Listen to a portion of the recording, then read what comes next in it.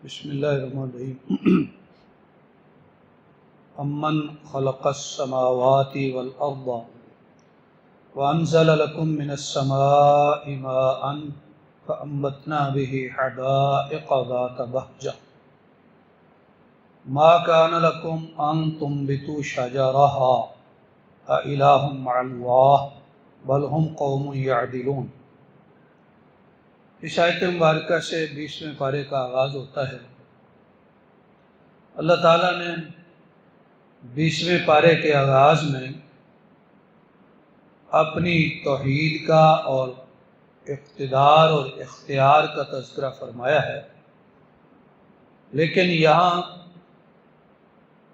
انداز سوالیہ اختیار کیا۔ مثلا اس پہلی آیت میں فرمایا، کیا وہ جس نے آسمانوں اور زمین کو پیدا کیا، تمہارے لیے آسمان سے پانی اتارا، پھر اس پانی سے پر رونق باغات اگائے کہ تم ان کے درخت اگا نہیں سکتے تھے، کیا اللہ کے سوا کوئی الہ ہے؟ پھر اگلی آیت میں فرمایا، کیا وہ جس نے زمین کو قرار بنایا اور اس پر نہریں چلائیں اور اس پر پہاڑ کھڑے کر دیے، کیا اللہ کے سوا کوئی الہ ہے؟ پھر اگلی آیت میں فرمایا، کون ہے جو مجبور کی دعا کو سن لیتا ہے اور قبول بھی کر لیتا ہے، تکلیف بھی دور کر دیتا ہے، کیا اللہ کے سوا کوئی الہ ہے؟ پھر فرمایا، کون ہے جو تمہیں خشکی اور تری کے اندھیروں میں راہ دکھاتا ہے، خشکی پہ راستے، سمندروں میں راستے۔ پہلے زمانوں میں جب خشکی پر سڑکیں اور راستے نہیں ہوتے تھے تو معلوم کرنا مشکل ہوتا تھا کہ ہم کس سمت میں جا رہے، اور سمندر کا معاملہ تو اب بھی ایسے ہی ہے، پانی کا۔ فرمایا، کون راستہ دکھاتا ہے اور کون ہے جو اپنی رحمت یعنی بارش سے پہلے ہواؤں کو خوشخبری دینے والیاں بنا کے بھیجتا ہے، کیا اللہ کے سوا کوئی الہ ہے؟ پھر فرمایا، کون ہے جس نے پہلے پیدا کیا پھر دوبارہ بھی بنائے گا، اور کون ہے جو تمہیں آسمانوں اور زمین سے رزق دیتا ہے، کیا اللہ کے سوا کوئی الہ ہے؟ تو یہ سارے سوالیہ انداز میں اللہ تبارک و تعالیٰ اپنے قدرتوں کے انداز بیان فرمائے ہیں۔ فرمایا، انہیں یہ بھی کہہ دیجئے کہ زمین و آسمان میں اللہ کے سوا کوئی غیب جاننے والا نہیں ہے، اور کسی کو یہ بھی نہیں پتا کہ ہم اٹھائے کب جائیں گے۔ اور بعض مقامات پہ آیات میں اس طرح فرمایا کہ جنہیں تم اللہ کے سوا پکارتے ہو انہیں تو یہ نہیں پتا کہ ہم قبروں سے اٹھائے کب جائیں گے، کب تک پڑے رہیں گے، لہذا وہ تمہارے لیے کیا کر سکتے ہیں۔ اس طرح اس صورت مبارکہ کے آخر میں اللہ تبارک و تعالیٰ نے فرمایا، آپ مردوں کو نہیں سنا سکتے، اور آپ بہرے کو نہیں سنا سکتے، اور آپ اندھے کو اس کی گمراہی سے ہدایت نہیں دے سکتے۔ مطلب یہ ہے، جو حق سے اندھا اور بہرا ہو جائے اس کو حق سنانا، حق دکھانا بڑا مشکل ہے۔ اور اسی طرح جو دنیا سے جا چکے انہیں آپ اپنی پکار سنائیں، اپنی درخواست التجا سنائیں، اور یہ سمجھے کہ وہ سن کے ہماری التجا اور درخواست پوری کر دیں گے، یہ عقیدہ درست نہیں ہے۔ مثالوں کے ساتھ یہ بات یہاں پہ سمجھائی۔ سورۃ النمل کے بعد آج کے بیان میں دوسری سورت ہے سورۃ القصص، مکی سورت ہے۔ قصص کا معنی ہوتا ہے قصہ بیان کرنا، واقعہ بیان کرنا۔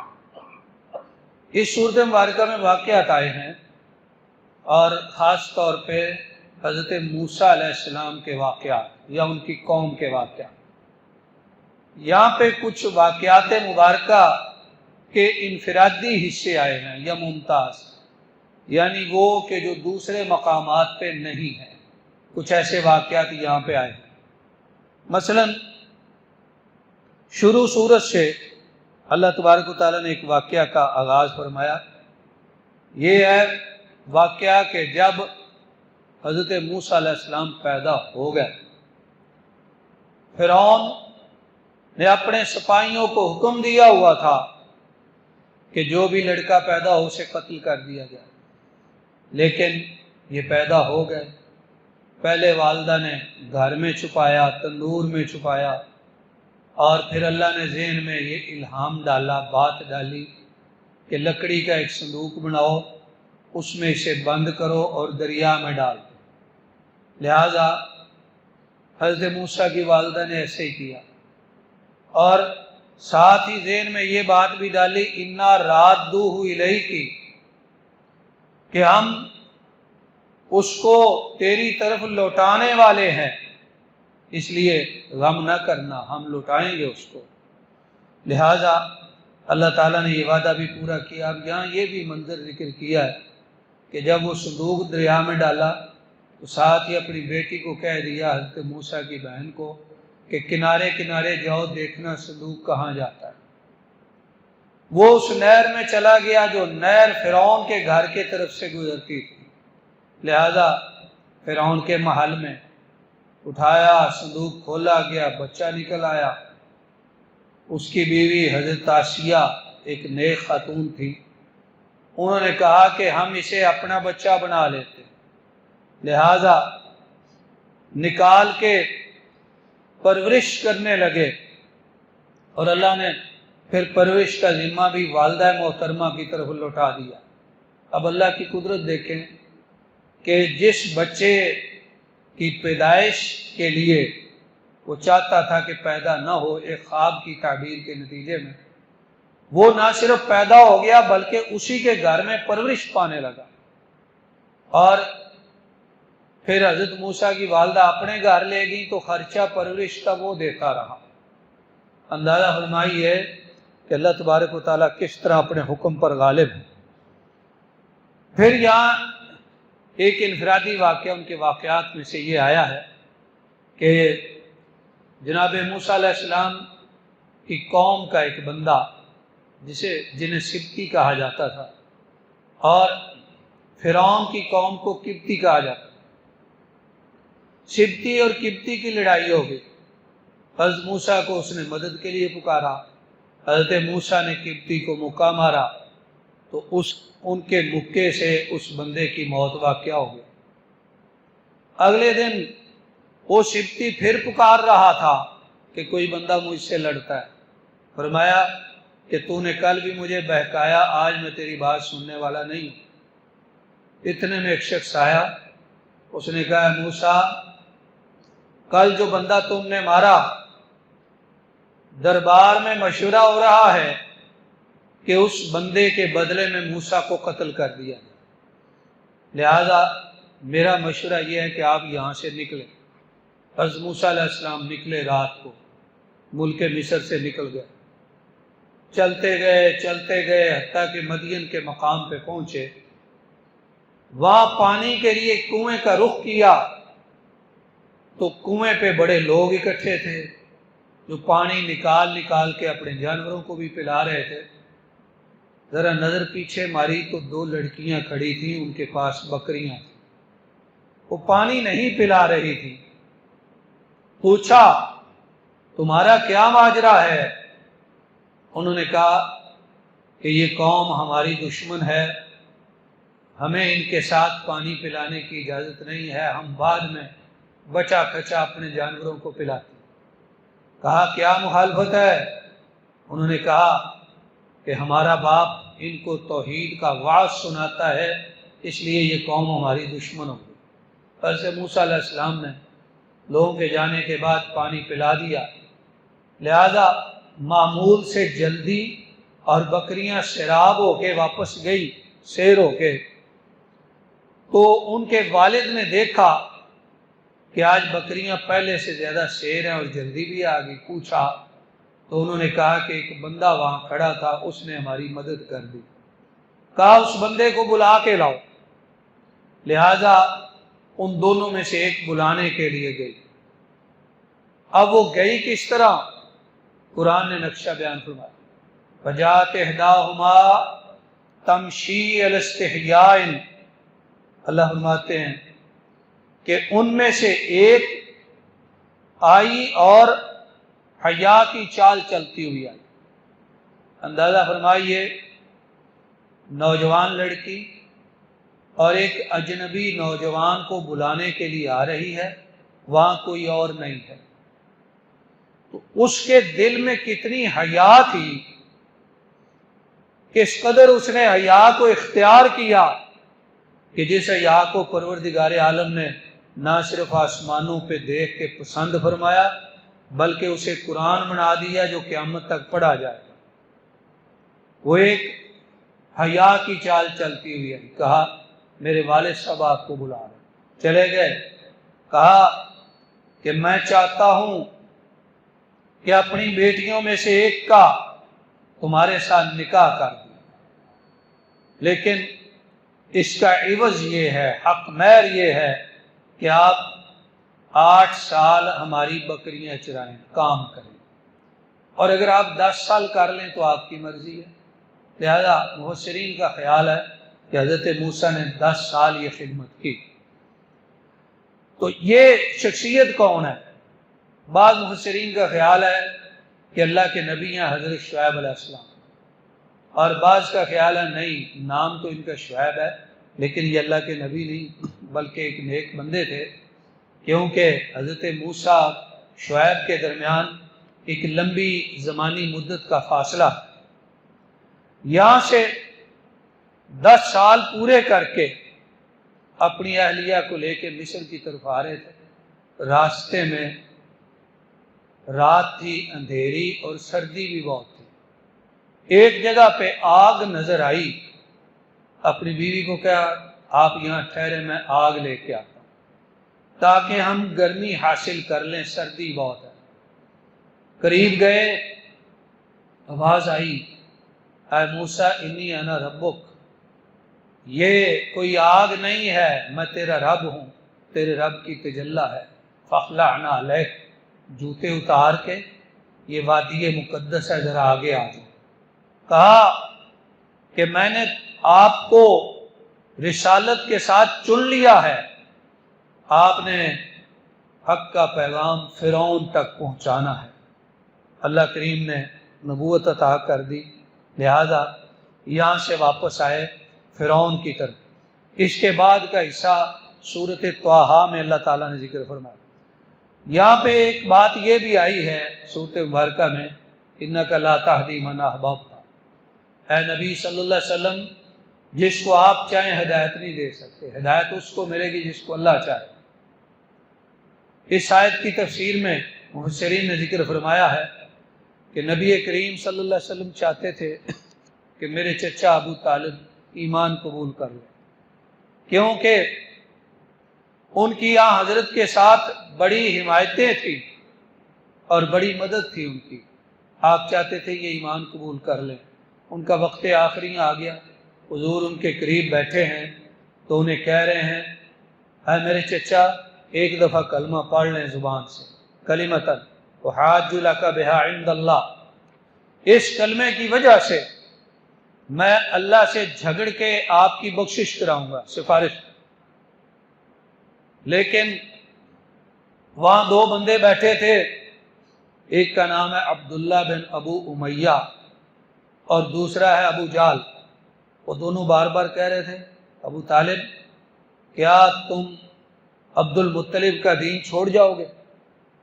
تو بخاری شریف کے الفاظ ہیں، آخری لفظ جو ابو طالب کی زبان سے نکلا وہ یہ تھا کہ میں عبد المطلب کے دین پر اس دنیا سے جا رہا ہوں. نبی کریم صلی اللہ علیہ وسلم کو ان کی وفات پہ بڑا افسوس ہوا. افسوس کا اصل مقام یہ تھا کہ وہ کلمہ پڑھے بغیر دنیا سے چلے گئے. تو ایک دن کسی صحابی نے پوچھا یا رسول اللہ آپ کا چچا آپ کی بڑی حمایت کرتا تھا، تو اس کو آپ کی سفارش کیا نفع دے گی؟ فرمایا اس قدر نفع دے گی کہ اس کو عذاب سب سے ہلکا دیا جائے گا، آگ کے جوتے جہنم میں اس کے پاؤں میں پہنائے جائیں گے اور اس سے دماغ کھولتا رہے گا۔ فرمایا یہ سب سے کم تر عذاب ہوگا۔ تو یہ واقعہ اللہ تعالیٰ نے یہاں پہ ذکر فرمایا اور ساتھ کہہ دیا اے نبی صلی اللہ علیہ وسلم آپ جسے چاہیں ہدایت نہیں دے سکتے، ہدایت اس کو ملتی ہے جس کو اللہ چاہے۔ پھر اگلی آیات میں یہاں اللہ نے اپنی قدرت کی بڑی بڑی دو نشانیاں بیان کی۔ سرمد کا لفظ بولا 2 دفعہ، فرمایا ان سے کہہ دیں کہ اگر اللہ تم پر دن کو ہمیشہ کر دے قیامت تک، کون الہ ہے جو رات لے کے ہے جس میں تم سکون کر سکو؟ اور ان سے کہیں کہ اگر اللہ رات کو ہی ہمیشہ کر دے قیامت تک، کون الہ ہے جو دن لے کے ہے جس کی روشنی میں تم کام کر سکو؟ فرمایا اللہ کی قدرت ہے کہ اس نے تمہارے لیے دن بھی بنایا، اس نے رات بھی بنائی، اور اسی کے مطابق تمہاری فطرت بنائی ہے کہ دن کو کام کرو اور رات کو آرام کرو۔ یہ انفرادی بیان یہاں پہ ہے۔ پھر یہاں پہ ایک اور انفرادی بیان آیا، وہ ہے قارون کا تذکرہ۔ قارون کا نام بعض دیگر مقامات پہ بھی آیا ہے، لیکن واقعہ کی تفصیل صرف یہاں پہ۔ قرآن یہاں پہ کہتا ہے کہ قارون حضرت موسیٰ کی قوم سے تھا، یعنی فرعون کی قوم سے نہیں تھا، حضرت موسیٰ کی قوم سے تھا، لیکن سرکش ہو گیا۔ بعض کہتے ہیں حضرت موسیٰ کا قریبی رشتہ دار تھا، چچا زاد تھا۔ اللہ نے بڑا مال دیا، اتنا مال ما ان مفاتحہ لتنوء بالعصبۃ اولی القوہ، اس کے خزانوں کی چابیاں بھی ایک بندہ نہیں اٹھا سکتا تھا، اس کی چابیاں اٹھانے کے لیے ایک جماعت مقرر تھی۔ فرمایا اتنے خزانے کہ قارون آج تک ضرب المثل ہے خزانوں میں۔ جب وہ نکلتا زیب و زینت کے ساتھ تو دنیا پسند کہتے کاش کہ ہماری بھی اس طرح مالی عزت ہو جس طرح اس کی ہے۔ تو اللہ والے کہتے کہ اس طرح کی خواہش نہ کیا کرو، یہ خواہش اچھی نہیں ہے۔ اور اللہ والے اس کو بھی سمجھاتے تھے کہ اللہ سے ڈر اور مال کے ذریعے آخرت کا کچھ بنا لے۔ وہ کہتا تھا نہیں، آخرت کیا ہے اور اللہ کون ہے؟ میں نے جو بنایا ہے اپنے علم اور ہنر سے بنایا، یہ تو میری خوبی ہے، میری محنت ہے۔ تو اس طرح بہت اتراتا تھا، بہت تکبر کرتا تھا، پھر حضرت موسیٰ کا بڑا شدید دشمن بن گیا۔ تو اللہ تبارک و تعالیٰ نے اس کو مقام عبرت بنا دیا۔ یہاں قرآن کہتا ہے فَخَسَفْنَا بِهِ وَبِدَارِهِ الْأَرْضِ، ہم نے اسے اور اس کے گھر کو زمین میں دنسا دیا، کوئی اس کی مدد نہ کر سکا۔ اس کے گھر کی زمین پھٹی، وہ نیچے گیا، سارا خزانہ بھی چلا گیا۔ اور حدیث شریف میں آتا ہے، ترمذی شریف کی، رسول اکرم صلی اللہ علیہ وسلم فرمایا کہ ایک بندہ تکبر کی وجہ سے، ظلم کی وجہ سے زمین میں دنسایا گیا ہے، وہ قیامت تک دھنستا ہی جائے گا۔ اسی کے بارے میں تھا۔ فرمایا جب یہ منظر پیش آیا تو وہ لوگ جو کل کو کہا کرتے تھے کاش ہم بھی اس جیسے ہو جائیں، پھر وہ کہنے لگے اچھا ہوا کہ ہم اس جیسے نہ بنے، اللہ نے ہمیں بچا لیا۔ اگر اللہ ہم پہ احسان نہ کرتا تو ہم بھی زمین میں دنس جاتے۔ تو یہ قارون کا واقعہ اللہ نے ذکر کیا۔ سورۃ مبارکہ کے آخر میں فرمایا کل شیء ہالک الا وجہہ، ہر چیز تباہ ہو جائے گی سوائے اس کی ذات کے۔ ایک معنی۔ دوسرا معنی یہ ہے کہ انسان کا ہر عمل ضائع ہو جائے گا سوائے اس عمل کے جو اس نے اللہ کی رضا کے لیے کیا، وہ ہمیشہ باقی رہے گا۔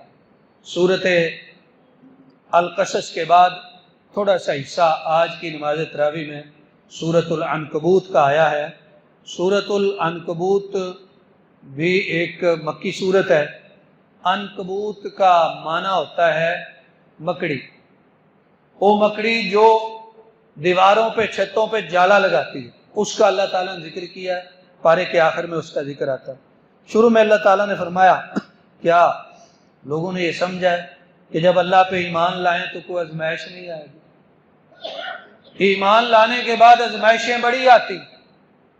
اقبال کہتا ہے چوں بگویم مسلمانم بلرزم کہ دانم مشکلات لا الہ را، جب میں کہتا ہوں نا کہ میں مسلمان ہو گیا ہوں تو پھر میں کانپ اٹھتا ہوں، اس لیے کہ مجھے پتہ ہے لا الہ الا اللہ کہنے کے بعد مشکلات بڑی آتی، لہذا اس کے بعد جو مشکلات آئیں بندہ مومن کے لیے اس میں اللہ کی طرف سے خیر ہے، اور دوسروں کے لیے اس میں سخت امتحان کا پہلو ہے۔ یہاں اللہ تعالیٰ نے ایک بات ذکر فرمائی سابقہ انبیاء کے واقعات میں سے، حضرت نوح کے حوالے سے فرمایا ہم نے حضرت نوح کو ان کی قوم کی طرف بھیجا، وہ ان میں ٹھہرے رہے 950 سال، پھر طوفان آ گیا۔ تو اس سے بعض مورخین نے یہ طے کر لیا کہ حضرت نوح علیہ السلام کی عمر 950 سال تھی، حالانکہ قرآن نے یہ نہیں کہا، قرآن نے تو ان کی تبلیغ کا عرصہ ذکر کیا ہے 950 سال۔ پھر یہاں پہ امام طبری رحمہ اللہ نے، حافظ ابن کثیر نے جو تفصیل ذکر کی ہے وہ کہتے ہیں یہ 950 سال جیسا کہ خود قرآن کہہ رہا ہے اس کے بعد طوفان آیا، لہذا طوفان کے بعد بھی ان کی زندگی تھی اور نبوت سے پہلے بھی تھی، تو کل ملا کے وہ کہتے ہیں حضرت نوح کی زندگی کا اندازہ 1400 سال ہے۔ یہ 950 سال ایک حصہ ہے، یہ کل عمر نہیں ہے۔